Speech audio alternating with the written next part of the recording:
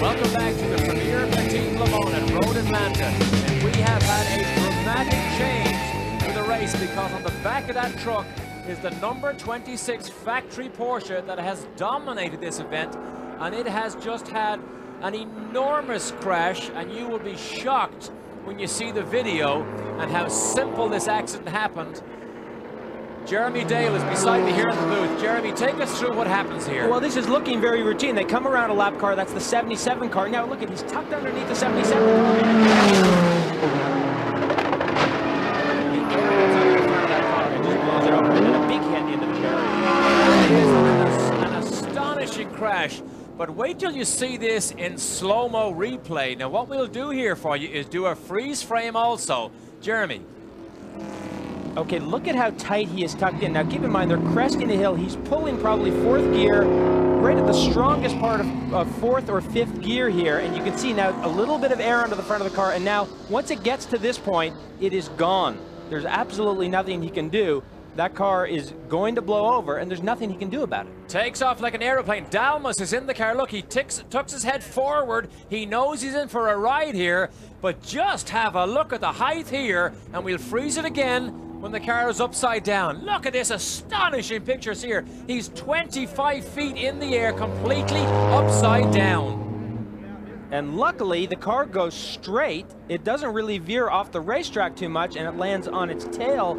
So the nose of the car is in pretty good shape. The car lands here, boom, on its tail. Obviously, a bunch of oil here comes out of the car, quick oil fire, and then the car lands and will hit the barrier. Of course, the nose flies off.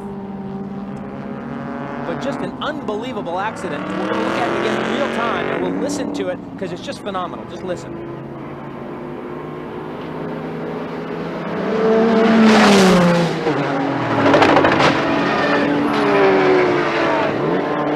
Look at that barrier. Dalmas is okay. You can see him moving in the car there, and he did get out of the car. He was shell-shocked. And who wouldn't be shell-shocked? The director of motorsports, Herbert Ampher, is in the pit lane right now live with Calvin Fish. Calvin. Well, there's just shock down here in the Porsche pit right now. Herbert, you had a chance to look at the monitor and see what happened. What is your consensus of the incident out there on the track with Yannick? I think he was too close to the number 77 car and lost all downforce, then top of the hill. Had you had any indication this weekend? I mean, obviously there's a lot of elevation change at this racetrack. Any problems with the car of that nature?